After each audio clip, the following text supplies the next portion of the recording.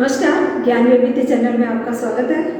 Class 7 के लिए 10th chapter the story of cricket, जिसका फर्स्ट पार्ट मैंने पहले करवाया, जिसमें बताया कि क्रिकेट कैसे शुरू हुआ और खेल के बारे में बताया कि खेल हमारे जीवन का एक अविभाज्य अंग है, खेलना चाहिए, इससे हमारे है ना हमारी जो हेल्थ है वो फिट रहती है और मनोरंजन का साधन भी है, दोनों काम है। तो इनमें जो क्रिकेट बताया कि क्रिकेट की उत्पत्ति कहाँ हुई थी, कैसे खेला जाता है, उसके लिए क्या क्या चाहिए, तो ये सारा मैंने फर्स्ट पार्ट में बताया। और ये अब इसका सेकंड पार्ट शुरू होता है। तो the origins of the Indian cricket are to be found in Bombay, and the first Indian community to start playing the game was the small community of Zoroastrian, the Parsis। तो ये जो Indian cricket में जो सबसे पहले जो मूल cricket है, सबसे पहले इंडिया में किसने खेली? तो सबसे पहले जो इंडियन जो कम्युनिटी थी वो थी जोरोस्ट्रियन, जो पारसी लोग होते हैं ना, उन्होंने शुरुआत की। कैसे? Brought into the close contact with the British because of their interest in trade and the first Indian community to West Indies. जो पारसीज थे वो ज़्यादातर ट्रेड में थे, व्यापार से संबंधित थे और ये इनसे बड़े क्लोज थे ब्रिटिश से, क्योंकि इन्होंने जो पाश्चात्य पद्धति थी उसको बहुत जल्दी अपनाई थी। The Parsis founded the first Indian cricket club, the oriental cricket club. तो इन्होंने जो ज्वाइन किया था वो ओरिएंटल क्रिकेट क्लब था इन बॉम्बे 1848। कब ज्वाइन किया था? 1848 में। Parsi club were founded, sponsored by the Parsi businessmen like the Tatas and Wadias। और इस क्लब को जो स्पॉन्सर करते थे, जिनके द्वारा संचालित होती थी, क्योंकि हर चीज़ में पैसे लगते हैं, पैसों बिना कुछ नहीं होता है, तो इनको जो स्पॉन्सर करते थे वो थे टाटास एंड वाडियास, जो बड़े बिजनेसमैन थे। आज भी टाटा का नाम नंबर 1 पे आता है। तो टाटास और वाडियास थे, वो बिजनेसमैन थे, वही उसको स्पॉन्सर करते थे। The white cricket elite in India offer to no help to the enthusiastic Parsi. और जी जितने भी ये पारसियों का जो उत्साह था वो गोरों की तरफ से कुछ नहीं था, वो बिल्कुल भी उनको ये अपने साथ न तो उनको कोई तरह का प्रोत्साहन देते थे, न और उल्टा वो उनसे In fact, there was a quarrel between the Bombay Gymkhana, a whites only club, and the Parsi cricketers over the use of the public park। बल्कि उत्साह तो उनका बढ़ाते ही नहीं थे, बल्कि उनके साथ उनका कोई बात के ऊपर उनका झगड़ा हो जाता था। किनके साथ? गोरे क्रिकेट खिलाड़ियों के साथ और पारसियों के साथ। और उनको क्या दिया था वो? Public park. The Parsis complained that the park was left unfit for cricket because the polo ponies of the Bombay Gymkhana drug up their surface। और जो पब्लिक पार्क उनको दिया था, उस पब्लिक पार्क में पहले ये पोलो खेला जाता था।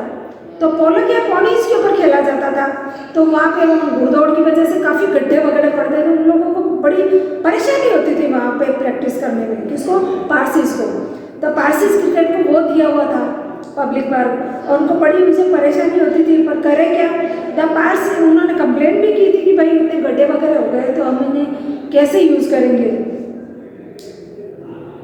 When it became clear that the colonial authorized were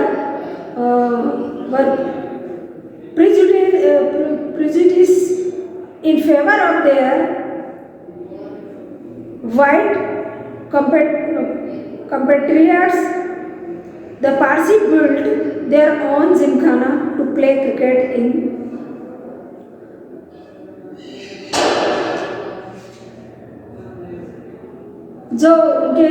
जब उनको यह हो गया कि नहीं, हम तो इस मैदान में तो प्रैक्टिस कर ही नहीं सकते, तो उनके अपने पारसियों ने मिलकर और वो जिमखाना तैयार किया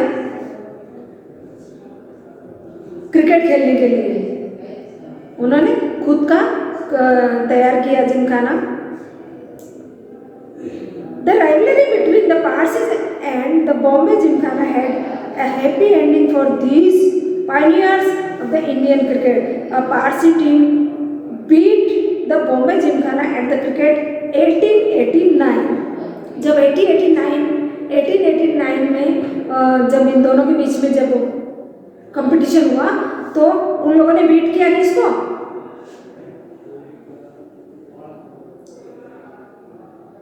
बॉम्बे जिमखाना को, जिसमें गोरे क्रिकेट खिलाड़ी थे, उनको बीट किया। Just before year after the foundation of the Indian National Congress 1885, उनके कुछ ही साल बाद में जो नेशनल कांग्रेस का जो गठित हुआ 1885 में, an organization that was lucky to have amongst the earliest leader a great Parsi statesman and intellectual दादा भाई नौरोजी। तो जब 1885 में वो ऑर्गेनाइजेशन जो था पारसियों का, वो तब लगे हो गया जब वहाँ के जो राजनेता वो बन गए थे Dadabhai Naoroji. Modern cricket is dominated by test and one day international, और जो एक दिवसीय जो इंटरनेशनल गेम है उससे इसका मॉडर्न जो क्रिकेट का प्रभुत्व अच्छा हो गया, प्रभुत्व जम गया। Played between national teams, the players who become famous, who lives in the memories of cricket club public are those who have played for this country. जो इस देश के लिए खेलते थे वो प्लेयर्स काफ़ी प्रसिद्ध भी हुए। The players Indian fans remember even now are those who were fortunate enough play Test cricket, C.K. Naidu and the outstanding Indian batsman of his time. ये जो C.K. नायडू है वो टेस्ट क्रिकेट में एक बहुत ही फेमस प्लेयर हुआ करते थे और वो अपने टाइम के एक अच्छे इंडियन बैट्समैन के रूप में थे और सौभाग्य से लोग उन्हें आज भी याद करते हैं। Lives in a popular imagination, वो अभी भी सबकी यादों में है उनके, सभी उनको ऐसा सोचते हैं कि नहीं वो बहुत ही अच्छे बैट्समैन थे। Well some of his great contemporaries like Palwankar Vithal and Palwankar Baloo have been forgotten, जबकि पवलंकर बल्लू और पवलंकर विट्ठल है उनको सब भूल गए। ऐसा होता है कि एक जैसे खिलाड़ी जो सभी खेलते हैं लेकिन वो किसी को याद अच्छी तरह से किया जाता है और किसी को भूल जाते हैं लोग। ये भी एक सौभाग्य और दुर्भाग्य की बात होती है। तो C.K. नायडू को तो सभी याद करते हैं लेकिन पवलंकर विट्ठल और पवलंकर बल्लू को सभी भूल गए। Even though the Naidu was past his cricketing prime when he played for India in its first test matches against England starting 1932, जब उन्होंने सबसे पहले इंडिया के लिए खेला था 1932 में, तब वो कैप्टन थे।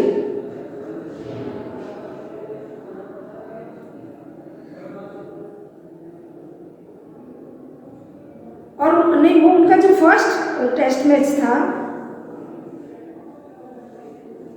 his place in India's cricket history is assured because he was a country's first test captain। अब उसका कारण ये भी था, हालांकि उन्होंने खेला तो पहली बार ही था, लेकिन वो जब कंट्री के लिए खेल रहे थे तब वो उस टीम के कैप्टन थे, इसलिए भी शायद उन्हें याद रखा जा रहा था। India entered the world of test cricket in 1932।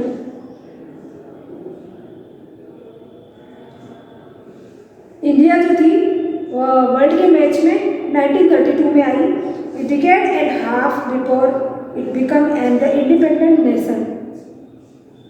11 साल के अंतराल पे जो आता है तो वो उससे हाफ हो गया जब हमारा देश आज़ाद हुआ था। This was possible because test cricket from its origins in 1877 was organized as a contest between different parts of the British Empire, not sovereign nation. The first test was played between England and Australia when the Australia was still a white settler colony. खेले तो जा रहे थे, लेकिन 1858 में जब organised हुआ ये कॉन्टेस्ट, तो between different part of British empire, जहाँ पे ब्रिटिश एम्पायर थे वहाँ, तो वहाँ पे जब इंग्लैंड और ऑस्ट्रेलिया के बीच जब खेला जा रहा था, तो वो वहाँ पे वाइट सेटलर ही थे। Similarly the small countries of the Caribbean that together make up the West Indies team, the British colonies team well after second world war, और वो तब तक उनके अंडर में रहे, तब तक जो सेकेंड वर्ल्ड वॉर नहीं हुआ था तब तक। तो कहने का मतलब ये है कि 1932 में भी हमारा ये जो इंडिया थी वो वर्ल्ड के टेस्ट मैच में आ गई थी, और 1877 में भी वो कई विभिन्न भागों में ये ब्रिटिश एम्पायर जहाँ जहाँ थे वहाँ पे खेलना शुरू हो गया था, और इंग्लैंड और ऑस्ट्रेलिया के बीच में था, तो ऑस्ट्रेलिया में भी इनका था, गोरों का प्रभुत्व था, उन्हीं का था। और जब ये प्रभुत्व तब तक रहा जब तक सेकेंड वर्ल्ड वॉर ख़त्म नहीं हुआ था। तो इस तरह ये सेकेंड पार्ट भी ख़त्म हुआ। अब third part, television coverage change cricket, it expanded its advertise for the game by beaming cricket into small towns and villages. It also broadened cricket's social base. Television, obviously जब television आता है तो भाई फ़र्क पड़ता है ना। पहले तो लोग खाली इसमें ग्राउंड में जाके, क्रिकेट ग्राउंड में जाके मैच देखते तो पता चलता था कि भाई मैच में कैसे खेल रहे हैं, कौन कौन कैसे दिखता है, प्लेयर कैसे लगते हैं, ये सारा वहाँ आंखों देखा हाल होता था जब टेलीविज़न नहीं था। जब टेलीविज़न पे आने लग गया, मैच लाइव आने लग गया, या तो रिकॉर्डिंग भी बाद में दिखाते तो कम से कम दिखता तो था ना कि भाई कैसे खेल रहे हैं, क्या हो रहा है, क्या नहीं हो रहा है। तो ये टेलीविज़न की कवरेज होने के बाद में ये काफ़ी फैला क्रिकेट मैच, और चेंज भी हुआ, और छोटे छोटे गाँव में और टाउन्स में भी इसका प्रसारण होने लग गया। तो बहुत फर्क पड़ता है ना, इसका प्रचार प्रसार काफ़ी होने लग गया था। Children who had never previously had to change watch international cricket because they lived outside of big cities could now watch and learn by the imitating their heroes. अब क्या होता था, पहले जब देख नहीं पाते थे तो आप पहचान नहीं पाते थे कौन सा क्रिकेटर ज़्यादा बेस्ट है, कौन अच्छा खेलता है, कौन नहीं खेलता है, किसने ज़्यादा रन बनाए, ये तो सब सुनते थे। जब उन्होंने देखने शुरू किया कि देखो भाई ये क्रिकेटर इतना अच्छा खेलता है, ये बॉलर अच्छा है, ये विकेट कीपर अच्छा है, ये फील्डिंग अच्छी करता है, तो बच्चे भी है ना उनको देख देख के